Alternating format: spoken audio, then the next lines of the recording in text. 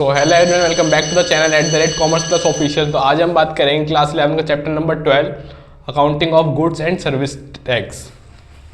So let's start. तो आज हम पहले जानते हैं कुछ टैक्स के बारे में। टैक्स क्या होते हैं? Tax is a compulsory payment made by individual and companies. Tax जो है वो एक कंपलसरी थिंग है, नॉट जिसे कहते हैं ना कंपलसरी है, नॉन कंपलसरी नहीं है। कि ऐसा नहीं है कि मन चाहा तो दिया, मन चाहा तो ना दिया। ये एक कंपलसरी पेमेंट है जो हमें इंडिविजुअल को भी देनी है और कंपनीज को भी देनी है। किसको? टू द गवर्नमेंट को। And you need not to expect any direct benefit in return. और इसके बदले में कोई अपेक्षा नहीं रखनी कि रिटर्न में हमें कुछ मिलेगा। हमें कुछ रिटर्न में तो मिलेगा, लेकिन हमें कुछ आकांक्षाएं इससे नहीं रखनी है कि हमने टैक्स पे किया है तो कुछ ना कुछ हमें जरूर मिलेगा। टैक्स कितने टाइप्स के होते हैं? दो टाइप के टैक्स होते हैं, एक डायरेक्ट टैक्स और एक इनडायरेक्ट टैक्स। डायरेक्ट टैक्स में क्या होता है?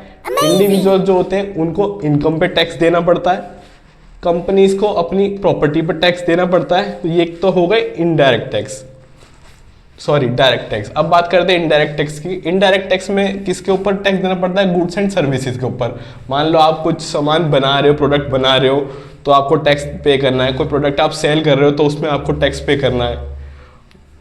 Burden of indirect tax can be shifted.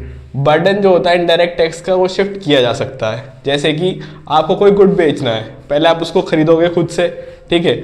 मान लो आपने 2000 रुपये कोई गुड खरीदा, उस पर 18% GST लगाई, तो गुड की कॉस्टिंग हो गई 2360 रुपये, ठीक है। अब ये GST गवर्नमेंट कहती है किसको पे करना है? कस्टमर को पे करना है।